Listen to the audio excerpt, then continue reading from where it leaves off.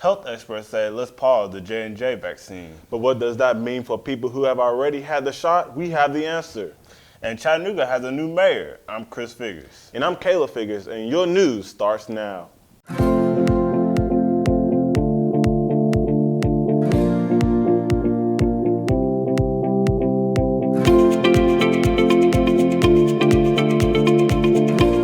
UTC has stopped offering the Johnson & Johnson vaccine to students until further notice. What does that mean for people who have already taken a shot already? Jules Jackson has the details.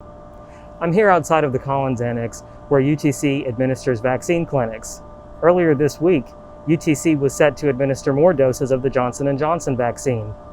However, after 6 women developed a rare blood clotting disorder between 1 and 3 weeks after taking the vaccine, UTC has suspended its use. Due to the rare cases of blood clotting, the FDA and the CDC released a joint statement recommending a pause in the vaccine's use. The first vaccine clinics offered at UTC featured the Pfizer and Moderna vaccines. However, some students were willing to wait for the Johnson & Johnson vaccine. It was their number one choice.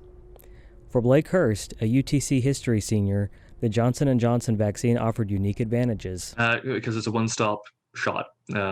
I wouldn't have to wait.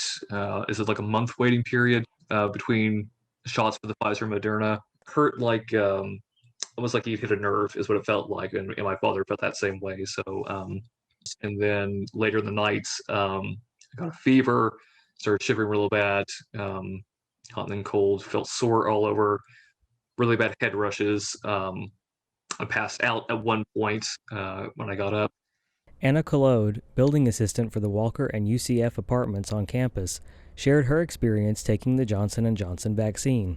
Yeah, I'm a little bit concerned just because I got it. I hope it's effective, and obviously I hope I don't get like the blood clots, which the chances of getting that are pretty slim. So, I don't think anything will happen.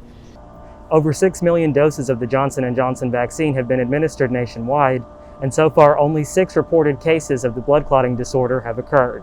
Reporting from the UTC campus, I'm Jules Jackson with Mocs News. UTC's annual blood drive took to the streets this spring. The blood van lined Vaughn Street this week next to the library. Since the start of the drive in 2009, the UTC family have rolled their sleeves up to donate roughly 1,000 units of blood annually. The generosity has allowed thousands of patients to have another chance at life. Tim Kelly has just become the new mayor of Chattanooga. Kelly defeated Kim Wyatt in the 2021 runoff election, earning roughly 60% of votes cast. Kelly will take office on Monday, only 6 days after winning the election. Kelly and Wyatt had several key policy differences, including different plans for police reform. However, both candidates emphasized key issues of economic development, racial justice, affordable housing, and COVID-19 response. Kelly had been endorsed by the Chattanooga Firefighters Association and by a coalition of prominent black lawmakers and faith leaders. We're looking at a forecast of light rain on Saturday morning, along with high humidity and cooler temperatures. On Sunday, we'll see partly cloudy weather with a high of 70 degrees. However, by Monday, temperatures will warm up again with a high of 73, and weather conditions will be bright and sunny. Next week, we're looking at temperatures in the mid-60s and 70s with partly cloudy weather through the next Friday. The warmest day will be next Tuesday with a high of 75 degrees. No rain is predicted for next week. Unfortunately for anyone with allergies, though, the pollen count in Chattanooga is high right now, and it's looking like it will stay that way. We have some major news in the college coaching ranks. Chauncey Figures has the details. Chauncey, this is a big move for Vanderbilt, isn't it? Yes, it is. Vanderbilt has hired Shay Ralph away from UConn to help revive the Commodore's struggling women's basketball program, which hasn't reached the NCAA tournament since 2014. To everyone listening and watching, this is the first day of a new era of our women's basketball program here at Vanderbilt University. Come join us and be part of a greatness that will transcend the game of basketball. Anchor down. Athletic Director Candace Lee announced the hiring Tuesday, a week after firing Stephanie White following 5 seasons. Ralph had been introduced at a news conference Wednesday. Ralph has been an assistant with the Huskies since 2008, and she helped lead UConn to 13 consecutive Final Fours and 6 NCAA championships. Tennessee State is banking on Eddie Jordan, connections and football knowledge as a former NFL running back to return the program with 13 black national championships to national prominence.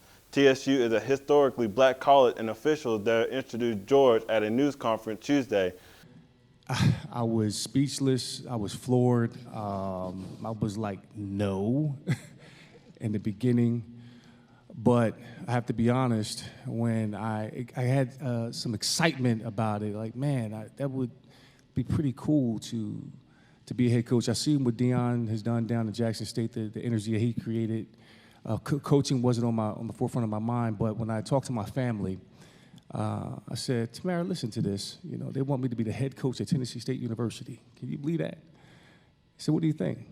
She says, well, why not? George was a four-time Pro Bowl running back with the Tennessee Titans, and he was the 1995 Heisman Trophy winner with Ohio State, but he had not coached before. Stephen Curry scored 53 points to pass Will Chamberlain for the most in Warriors franchise history as Golden State beat the Denver Nuggets 116-107 on Monday night.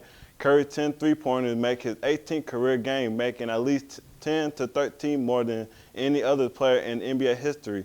He notched his 9th career 50-point game. Next for the Warriors will be on the road to Boston as they take on the Celtics. Back to you, Caleb and Chris. Funeral services were held today for Tennessee Medal of Honor recipient Charles Coolidge. He was 99 years old. Coolidge died last week in Chattanooga. He was one of 2 Medal of Honor winners for World War II.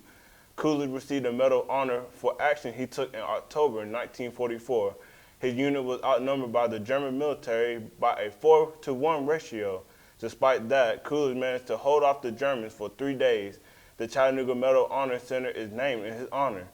People lined the streets of Chattanooga waving flags in his honor. They lined the funeral procession route from First Presbyterian, where the service were held, to the National Cemetery, where he was laid to rest.